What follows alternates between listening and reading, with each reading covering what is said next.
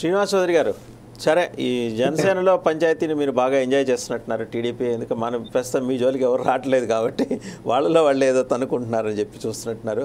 మిగిలిన సీట్ల సంగతి ఏంటండి? 57 సీట్ల సంగతి ఏమైనా బీజేపీ తోటి మీ ఇది సంప్రదింపుల ప్రక్రియ ఏమన్నా తిరిగి ఇనిషియేట్ అయ్యే అవకాశం ఉందా?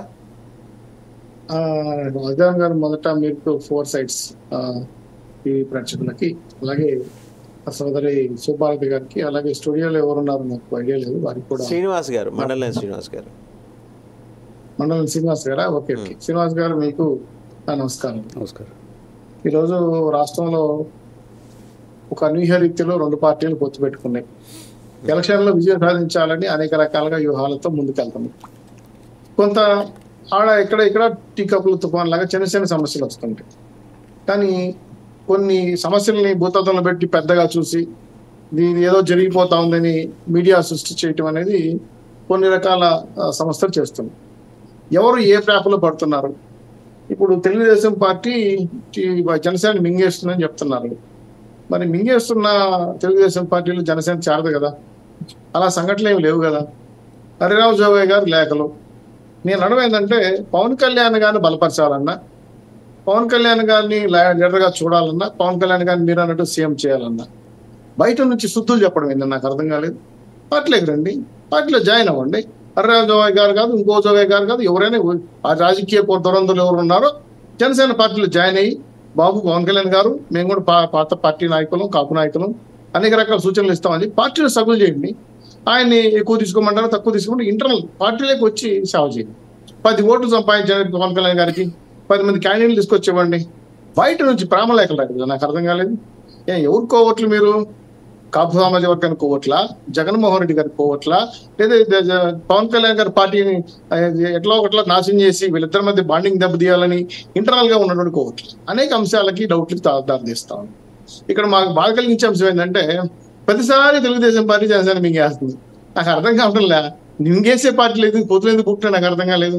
మేము చాలా ఇబ్బందులు ఉన్నప్పుడు పవన్ కళ్యాణ్ గారు వచ్చారు, బేషరతుగా సహాయం చేశారు, నిలబడ్డారు. ప్రతి ప్రభుత్వం ఎదుగుబడికి తీర్చని అని చెప్పి శపథం చేసుకుని కూర్చున్నారు. అనేక సందర్భాల్లో వివాదాలు వచ్చినా కూడా టీ కప్లో తుఫాన్లాగా తీసుకెళ్లి ముందుకెళ్తున్నాం. సరే 24 తీసుకున్నారా, 34 64 తీసుకున్నారా, మేము మా పార్టీలో అధికారంలోకి వచ్చిన తర్వాత వారికి ఏ విధమైన సముచిత స్థానం ఇవ్వాలి, గౌరవప్రద స్థానం ఇవ్వాలి మేము డిసైడ్ చేస్తాం. అయితే సలహా చెప్పేవాళ్ళు సలహాగా చెప్తే బాగుంటుంది, కానీ అంటే డిమాండింగ్ నేచర్, అలాగే ప్రెజర్స్, అనేక రకాల ఒత్తిళ్లు, ఎందుకు ఎవరి మాటలు ఎవరికి తింటారు నాకు అర్థం లేదు. పవన్ కళ్యాణ్ గారు చిన్నపిల్లాడు కాదు, ఆయన 9-10 ఏళ్ళుగా రాజకీయాల్లో ఉన్నాడు. అనేక మెక్కాలు తిని రాజకీయ దాడి తెలియని వ్యక్తి. ఎవరు మోసం చేస్తారో ఎవరు మంచి చేస్తారో తెలుసు. అలాగే తెలుగుదేశం పార్టీకి ఉన్న క్రెడిబిలిటీ తెలుగుదేశానికి ఉంది. ఇద్దరు వ్యూహాలు కూర్చొని జాయింట్ యాక్షన్ కమిటీ కూర్చొని మాట్లాడుకుంటారు, నష్టాలు లాభాలు ఉంటే డిస్కస్ చేసుకుంటారు. అయితే ఇంకా 57 సీట్లు ప్రకటించాల్సి ఉంటుంది. మేము వాసుదేవన్ గారు అడిగిన మాటకు వస్తున్నా. ఇప్పుడు ఈ రోజు మోడీ గారు హైదరాబాద్కి వచ్చినట్టున్నారు, పురంధరేశ్వర గారు ఒక టీం ఆంధ్ర రాష్ట్రానికి వెళ్ళి కలవబోతున్నారు. సో 1-2-3 days లో మేము ప్రకటించాలని ఆలోచనతో వాళ్ళు చెప్పాము. దానికి కూడా వాళ్ళు సంసిద్ధం అవుతున్నారు. సో ఇక్కడ ఎంపీ సీట్లు ఇంకా మేము ప్రకటించట్లేదు. ఒక 3 మాత్రం పవన్ కళ్యాణ్ గారికి కేటాయించడం జరిగింది. మిగిలినవి ఎలా చేయాలనేది ఇంకా యువ కమిటీలో డిస్కస్ చేస్తున్నారు. సో ఈ రోజు రేపులో ఫైనల్ అయిపోతుంది. 57 సీట్లు కూడా నాకు తెలిసి వాసుదేవన్ గారు మీకు కూడా తెలుసున్నారు, మార్చి 17 అటు ప్రాంతంలో ఓటు వస్తుందని ఒక ఊహ, అంటే వార్త వస్తా ఉంది. ఈ లోపలే మేము ప్రకటించాలని ఈ రోజు బహుశా 4 అనుకుంటాను. 10వ తేదీ లోపలే ఉమ్మడి మేనిఫెస్టో, ఉమ్మడి 57 అభ్యర్థులకు సంబంధించిన లిస్టు, ఎంపీ లిస్టులు 3 కూడా ఫైనల్ చేయాలనుకుంటున్నాం.